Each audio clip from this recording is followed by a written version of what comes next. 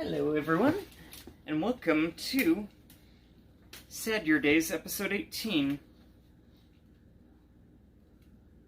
And just like last week, I went to the Reedsy blog, as they never seem to disappoint by having some interesting stories, even if they're not exactly as sad as I'd like them to be, but somehow get that tag. That being said, different things trigger different people, and there's different types of sad, I guess. It's just a matter of which ones move you to tears and which ones are just like, it's unfortunate we live this way, but you know what? We don't have to. And so, for this particular episode, we're going to start off with a story called Peacewise. Submitted for contest number 10 in response to Write a Story About Someone Who's Unexpectedly Wise. This should be interesting, by Zilla Bobbitt. Pretty sure I've already read one of her stories before, but it's interesting to see a recurring author here. The categories are contemporary, sad, and Latinx or something. The water was black. Feathery fingers of swell rested atop the clear black waves, rushing along the south and bringing a familiar stench to the city with it. Wrecked boats and bloody rags, a whale's worth of dead leaves from upriver.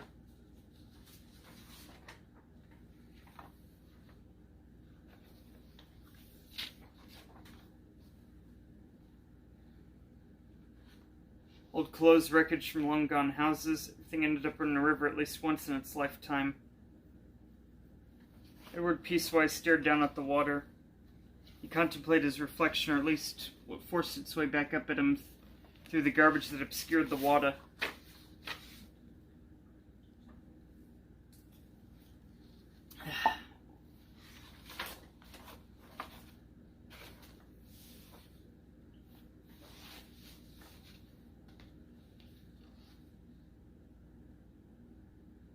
His face rippled, and in any way it wouldn't have been a good likeness considering the height he was at.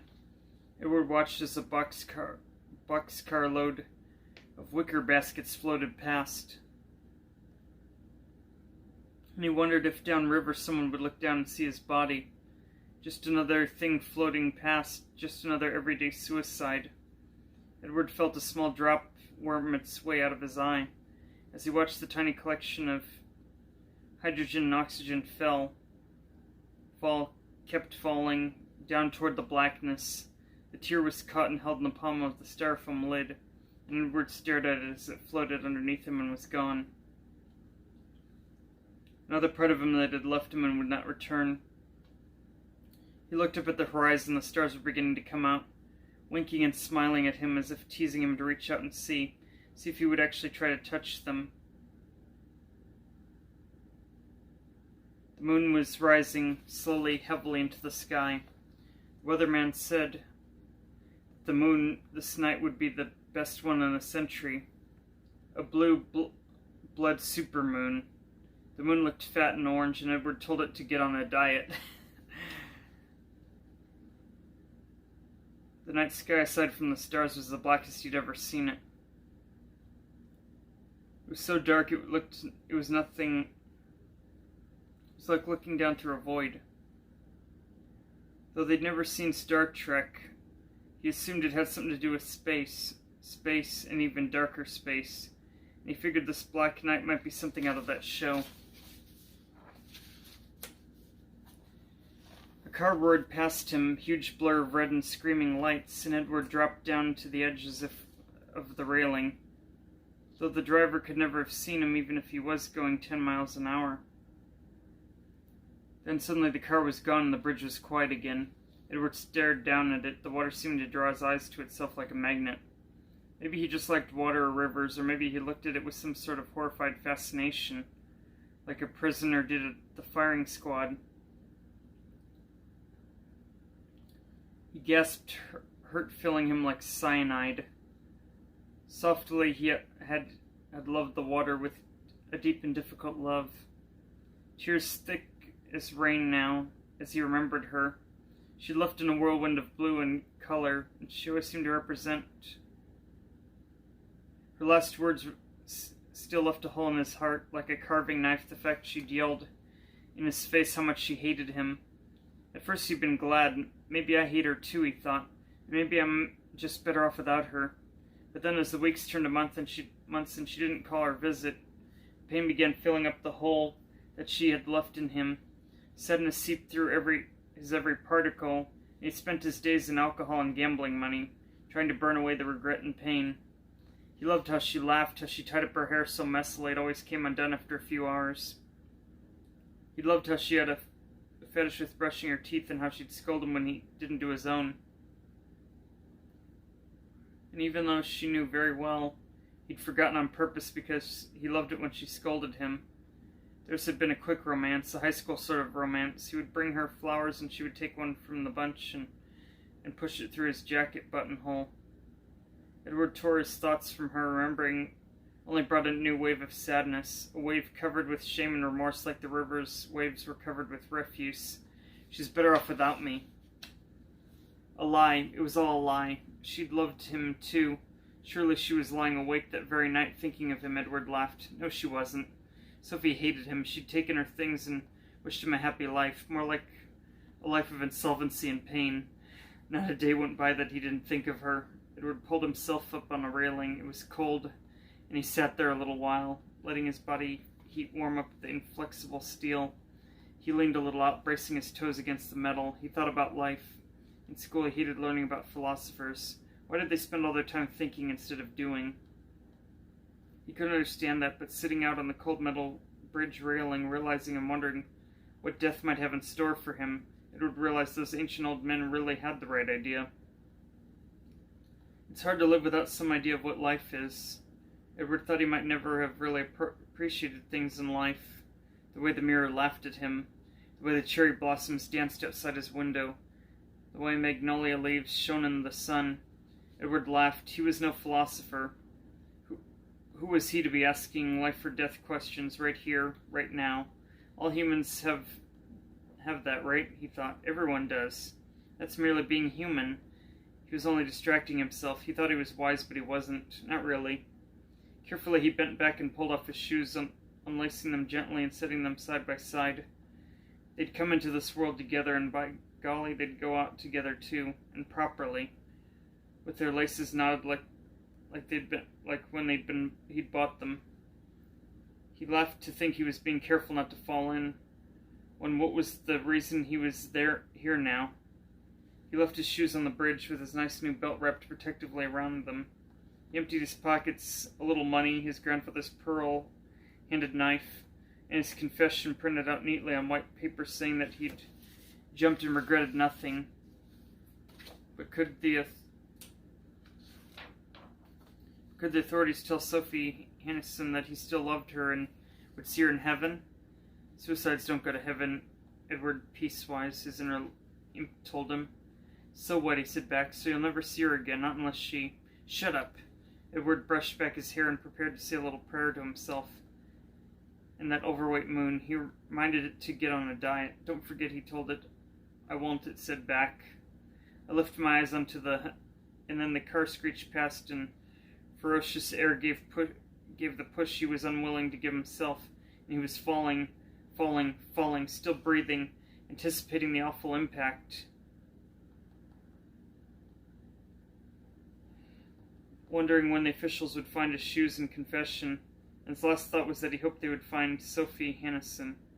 The man's body disappeared under the waves and the leaves, and waist atop them, parting as though to welcome a brother, moving to the side as the man calmly plummeted, not screaming as so many more had done, and the waves listening, pausing, waiting, then sweeping back over his head, smoothing themselves back into place as though the man had never been there. A city far away, the woman in blue awoke with a jerk. Something was wrong. And that was Peacewise. Final thoughts? Very tragic, very relatable, and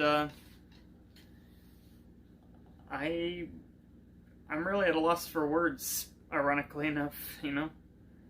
This is the sort of story that I could kind of relate to in the sense that while people may never have seen her on the show or on any level, I have had my relationships in the past, and there was even one that I was like ready to marry at one time or another, but we were young, and I guess love blinded us both to what was incompatible. Thankfully, before we had gone through that final phase, that many men regret if they don't have a prenup in place. Still, all I can say is, first cut is the deepest, baby, I know. First cut is the deepest. Everyone I try to love again. But anyway, I'm not going to continue further with that, lest I get into the copyright grounds again. Okay, and so with that, that was our first story, and wow, what a way to open. Our second story is going to be Unbroken Promises, submitted for contest number 14 in response to, and there's a twist, it actually all took place in the past, by K.M. Carpenter. Categories: romance, drama, sad.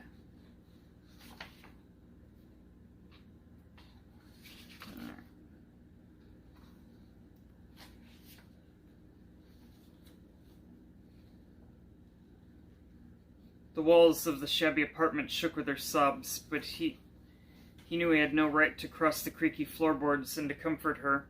Her hands pressed against her swollen belly as she stumbled to lean against the paint peeling off the wall. He didn't make a move to steady her.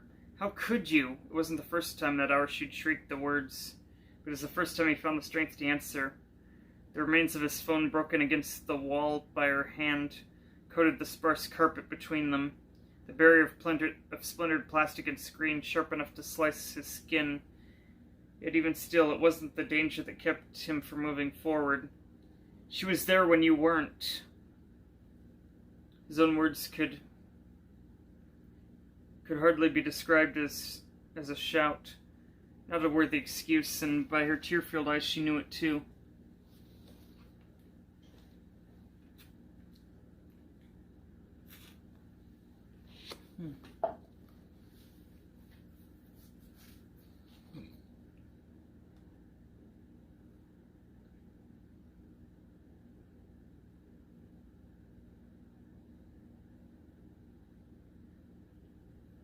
I've always been there, she screamed. During every hangover, every police fine, I've stuck by your side when every inch of me begged me to leave. To take our son and run. Do not speak to me of abandonment. Her voice cracked, but she remained firm, glaring at him through their impenetrable wall. I should have listened, but I was willing to prove them all wrong. I was willing to believe their warnings were nothing but jealousy, but no, they were the truth. At this, he felt his own voice strengthen, raising from its pitiful whisper to a roar that shook the dim chandelier above them. You swore to me that you'd stop talking to them. You swore to me their words meant nothing, that they meant nothing. I'm not the only one guilty. How long have you stayed in contact? How long have you listened to whatever lies they spit out? How long have you been lying, claiming you'd been at work when really you'd been with her? The word was hardly intelligible, nothing more than a hiss. He met her fiery gaze with his own, refusing to step down, refusing to let her know, but she already did. I called today to your office day, and do you want to know what they told me? You'd been fired over a year. A year! We'd only been married for 8 months. It doesn't matter, he countered, snarling. I still get money for your clothes. Your jewelry, every petty thing that you beg for. Look around you, he cried, opening his arms toward the scraggly surroundings. Look where we are because of you. Because of me? This isn't about me. Her screams were louder than his own, her tears drenching the floor, mingling with their already moldy scent.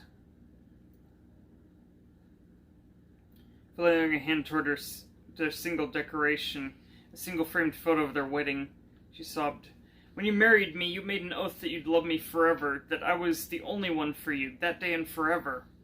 He couldn't resist a mocking scoff. Don't tell me you actually held on to that. They were just words. No, she shook her head, letting go of her pregnant belly to grab her left hand. Sliding her golden band off her ring finger, she let it clatter to the floor.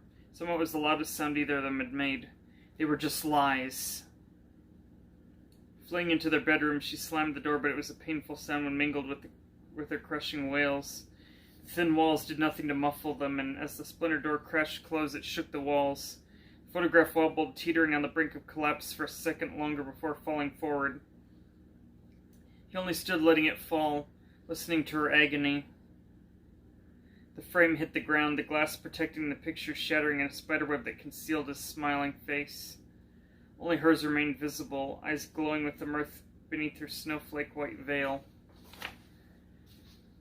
Only when the frame stilled, unnaturally calm when compared to the shaking of the rest of the house, did he cross to it. Did he crouch and lift it, ignoring as the thin particles of glass wedged their way into his thumb and forefinger? For a moment he gazed at it, and as he did, the faintest smile tugged at the corners of his mouth. The photo was old and yellowing, the corners wrinkled, and the frame was the same from all those years before. The cracks obscuring his face, but radiating hers. Sighing, he ran the wrinkled finger over to her picture before tucking it back into his drawer. Hidden underneath his socks, although it didn't have to be. He'd lived alone for the past 75 years.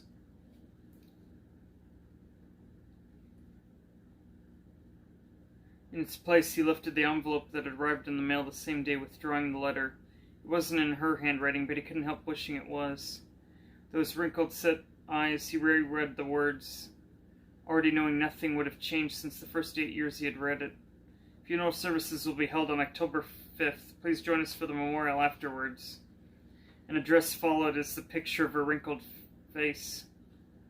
She was so different from the last time he'd seen her, a smile splitting her features as her grandchild hung around her neck. Both of them laughing, he could almost hear the sound, so familiar yet so foreign at the same time. Tucking it into his jacket pocket, he set a hat over his balding head. It was time for his afternoon walk. But if he missed it, no one would know but him. They used to take them together, him and her, before the divorce, before it all went wrong. But through all the years, one thing had remained true. An oath was an oath, and he'd kept his. He had loved her forever. And that was...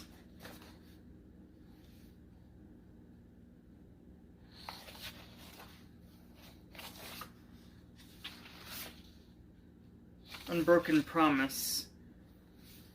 And final thoughts? Wow, that was a very, very good, well-written piece that very much illustrates the kinds of, arguments that happen before it all comes to an end, from what I can tell. I've never actually gotten to the point of marriage, so I couldn't tell you how bad it gets or how good it gets. But even still...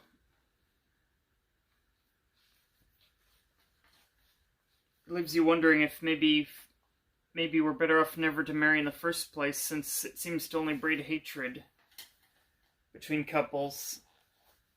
That commitment, knowing that if one of them leaves, the other loses half of what they worked for if they don't have it in writing not to. Not to mention the custody between any children they might have. But yeah. Those are just the only thoughts that really came to mind with respect to that story.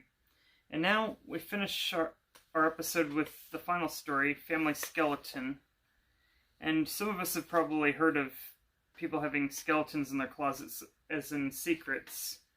I wonder if this will be literal or not. It would certainly be interesting if it was.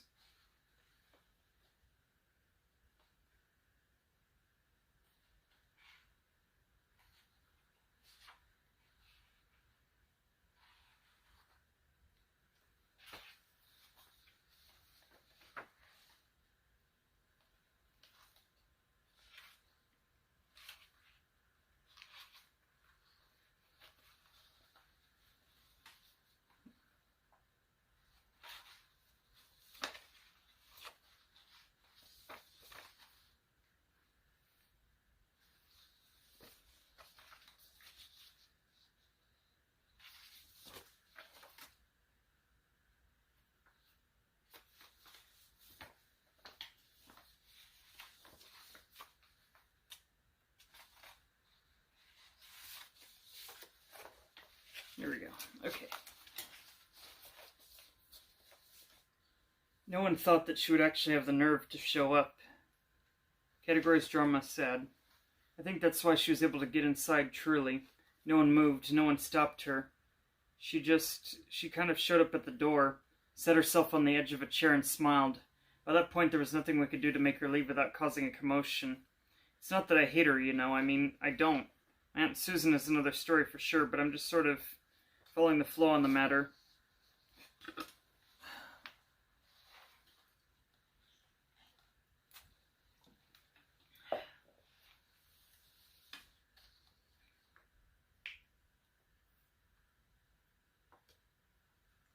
Everyone in my family hates her.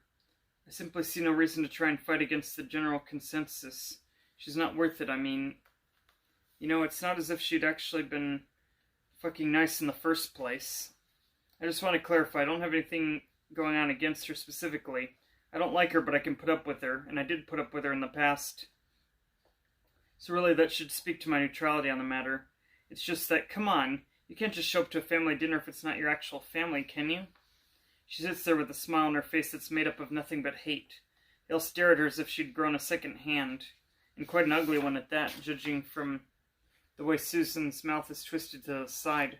She pretends not to notice the sudden silence and subtle glances they exchange. She smiles. She smiles. She wants to rip their heads out and smash them to the ground just to show the world how empty they are. They hadn't been expecting her. The mere idea of it was so laughable it takes her a long time to consider it. Yes, yet once she does, it's painfully obvious. They thought they had heard the last of her. They thought she had vanished into thin air, never to bother them again. They thought she would let this go and pretend it never happened. She watches them watch her and wonders if they regret that she hasn't died along with him. You know what? I'm gonna say it. It's simply disrespectful. Again, I have nothing against her, but these kind of situations are always messy. I understand that she's grieving. She desperately needs someone to blame in order to deal with the pain and the rage. But that doesn't make it okay. We're grieving as well, We can't deal with her anger and her accusations on top of Adam's death. Wow, just happens to share my name if the name tag isn't obvious. It's too much for me, for everyone, it's too much. I think Aunt Susan was already close to snapping. She hasn't really been herself lately since Adam left. To be truthful, she watched Amelia enter and it broke her right away. It was a reminder, He wasn't there with Amelia as he was always before. He wasn't there because he was dead. Sometimes it's the little things that hit you the hardest. My dad tried to cheer up the atmosphere. He did. He can't stand Amelia, but he's always been very good at hiding it, so he's usually the one to include her in the conversation. He and Adam, obviously. It didn't work this time, though. She smiled and answered us, and it was polite, but under the smile and that nice tone of voice, it was sharp and poisonous, and felt like a declaration of war. I couldn't really explain it. I remember her eyes, icy and bitter, the way she looked at you just a bit too long before moving on. Looking back, I don't think any of us could have stopped any of it. She knew exactly what she was doing by showing up today. She doesn't have a plan. She doesn't have anything but the certainty that she has to be here, anchored deep and heavy inside her stomach. She woke up this morning and knew she couldn't let them go on about their lives as if they were innocent bystanders or grieving victims of a devastating tragedy. It's as simple as that. She smiles at Terry when he inquires about her parents and wishes that he would drown and shut up forever.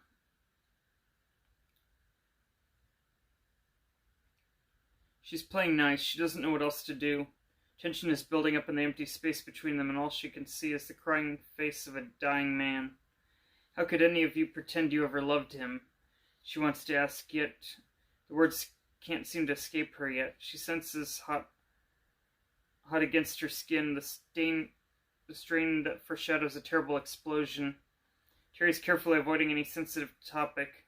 She looks at Susan and Mark at little Spencer, and knows that sooner or later one of them is going to look her in the eyes and say Adam's name with as much resentment as they can manage. Her hatred is so strong she can feel it fluttering in her chest, vibrant and ferocious, waiting for the tiniest opening to erupt out of her. I can't die yet, Adam had said in a tiny, desperate voice just before losing consciousness and never waking up again. Please don't let me die, Amelia. I can't die. I haven't seen the lights. I can't. Please. I mean, this whole thing started ugly anyway. I think Aunt Susan had a hard time accepting the idea of Adam having a girlfriend. even before she ever met Amelia. But the rest of us were quite happy seeing him so in love.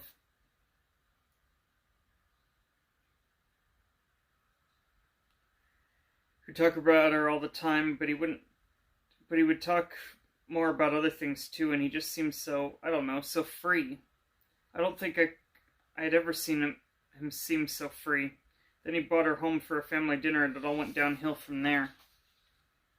Amelia, she was just, as I said, I have nothing against her, but even I have to recognize she was intense. She came here into our grandparents' home and acted as if she, well, I don't really know how to explain it. It's like you have those courtesy rules for when you go to someone's place for the first time, right? Especially if they're your boyfriend's family. But Amelia straight up refused to play by those rules. When she disagreed with someone, she said it loud and clear and refused to give up.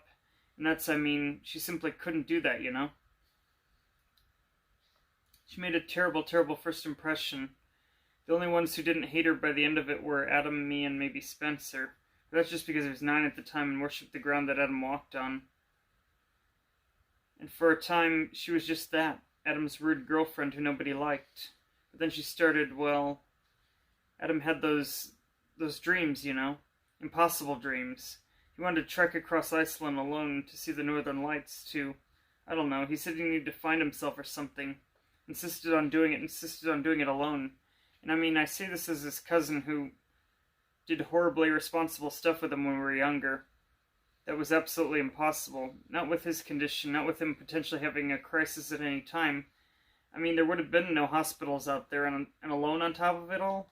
That dream was a death wish, and we weren't about to let him kill himself, even by indirect means. That's what we told him for years, and somehow Amelia didn't agree.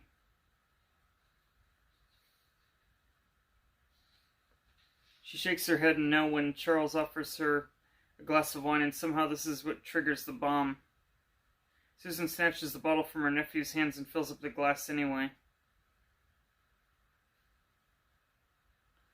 Amelia can see fury burning on her face, yet Susan still smiles a horrible smile while handing her the glass. Now that you're here, might as well have a drink. You wouldn't want to ruin the mood now, would you, Amelia? That would be so unlike you. She feels calm all of a sudden, detached. She looks at Susan and finds all of her white-hot rage has gone terribly cold inside of her, like an ice armor that keeps her from moving. The entire world has gone still. I would never accept a single thing coming from your hand, she hears herself answer. She doesn't even register Susan moving before the glass shatters on her cheek.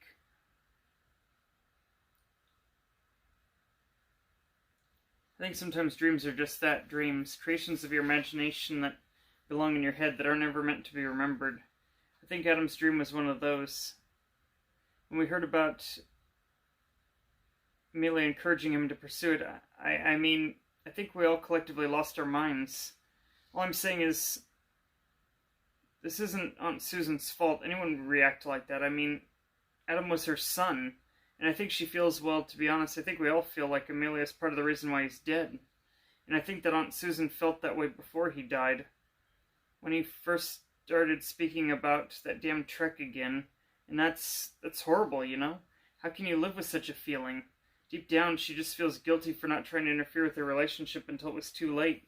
She probably believes if she had gone to see Adam and tell him to dump Emily sooner, say before he proposed, he would have cared about her less, and he wouldn't have reacted so harshly. And you know what?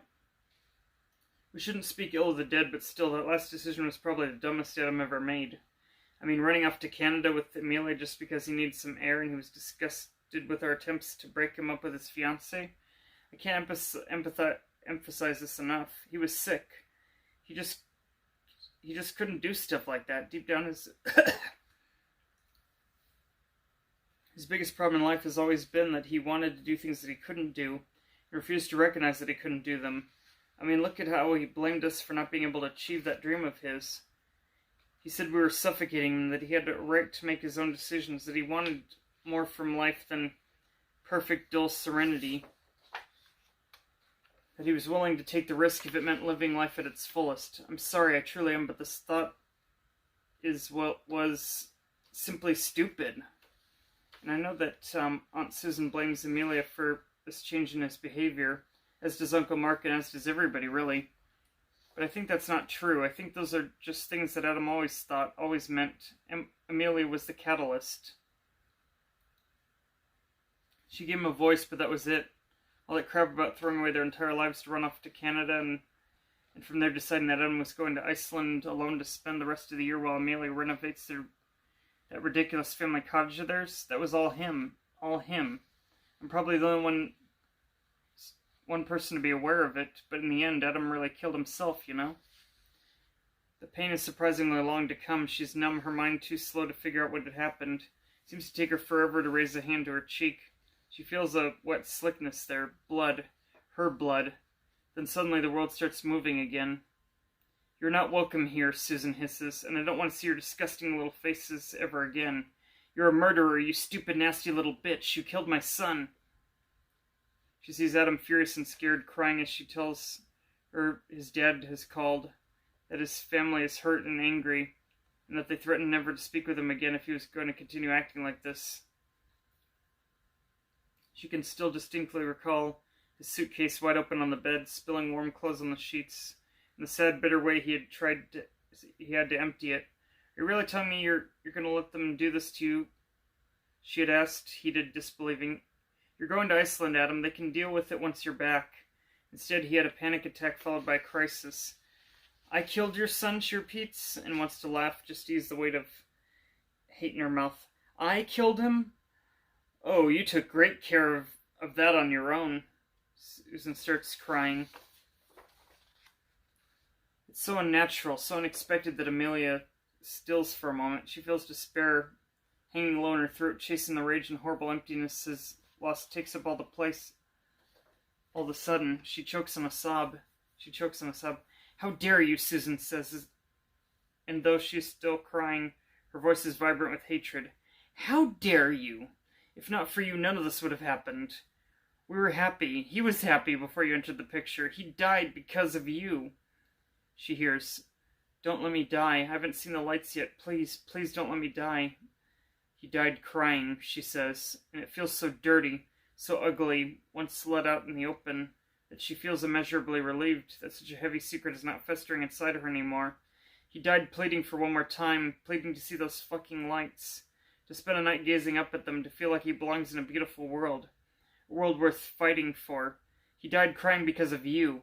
Get out, Susan spits. I'm pregnant, she doesn't say. I'm pregnant and terrified because this wasn't planned, because I didn't even want children, and now Adam is dead. I'm going to raise my child so much better than you raised yours. I'm going to tell him that I love him every day, and I'm going to tell him that this love is entirely unconditional, and that his dreams matter to him, to me. I'm going to be everything you couldn't be, and won't even be there to know it. You broke your son, did you know that? I won't let you do the same to our child. She gets up, the air smells toxic around her, but she feels light all of a sudden, and powerful. I hope to never see you again, she tells them all, and leaves without ever looking back. We let her go without putting much of a fight, obviously. I don't even understand why she came here in the first place. Grief will make you do desperate things, I suppose, but still, I cannot figure out what she came looking for. In any case, it's her loss. What exactly did she think she had? That we should be sorry to watch her disappear entirely from our lives? And that was Family Skeleton. Final thoughts? Wow. That really was filled with a lot of drama.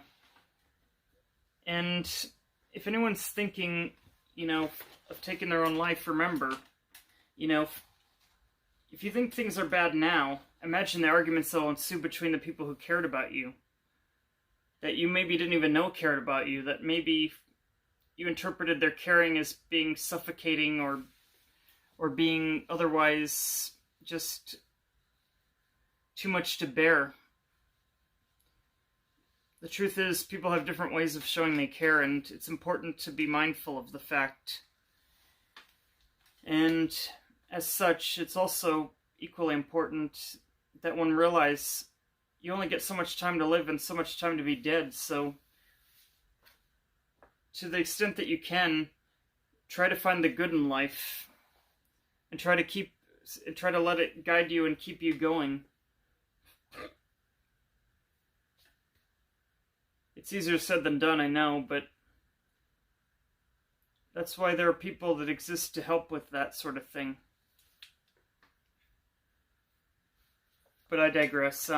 Anyway, this has been Sadurdays with your host, the Forsaken Scribe. I thank you for watching, and hopefully this helped you feel again or intrigued you in some way. And that's our show. Bye-bye.